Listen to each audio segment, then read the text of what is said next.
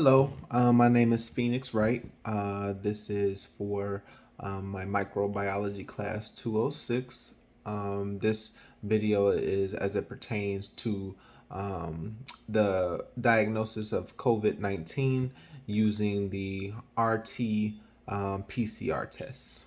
I'm going to make a short presentation, and I wrote it down so I'm a little bit more coherent. So without further ado, it says COVID-19 comes from the family of coronaviruses. It was thought to originate in the Wuhan city of China. While there's been much speculation about the exact source of where COVID-19 originated from, one thing is abundantly clear, and that's how devastating it's been to the worldwide community. Millions of people have died, millions more have been affected and have experienced mild to severe symptoms.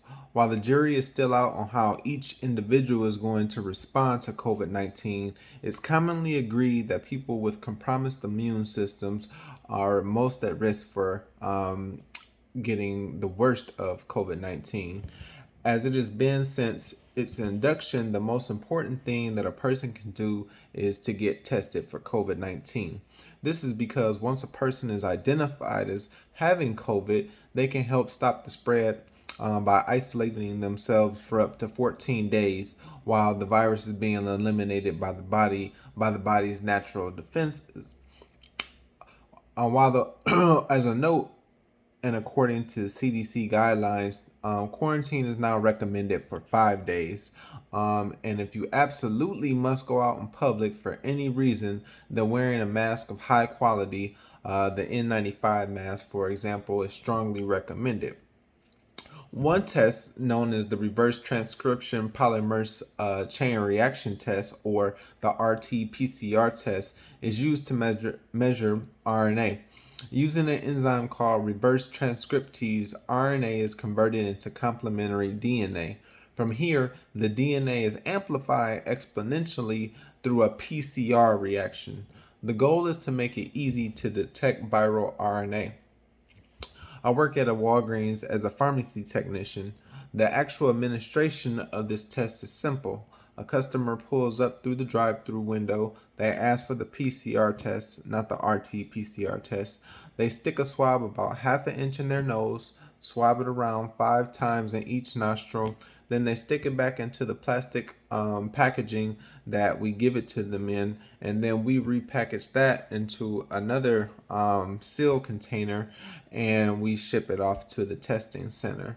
The testing center is then going to look for things like antibodies with high affinities for the S and N proteins of the coronavirus. Excuse me. If the test comes back negative, it doesn't necessarily mean that a person does not have the coronavirus. It means that at the time the test was administered, the COVID-19 virus couldn't be detected. Conversely, if you have tested positive, you should quarantine for at least 5 days and wear a mask if you absolutely need to go out in public and around others. If no new or worsening symptoms occur, it was likely that a person was not exposed to enough of the virus upon initial transmission. It is important to note that a person can test positive for the virus for up to several weeks after their diagnosis.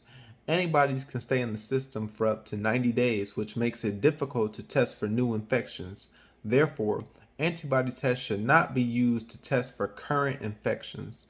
In conclusion, take as many safety precautions as possible to keep yourself and others safe and stop the spread. While it may not be deadly to you, it may be fatal to others, including the people that you love. Thank you, and you have a great day.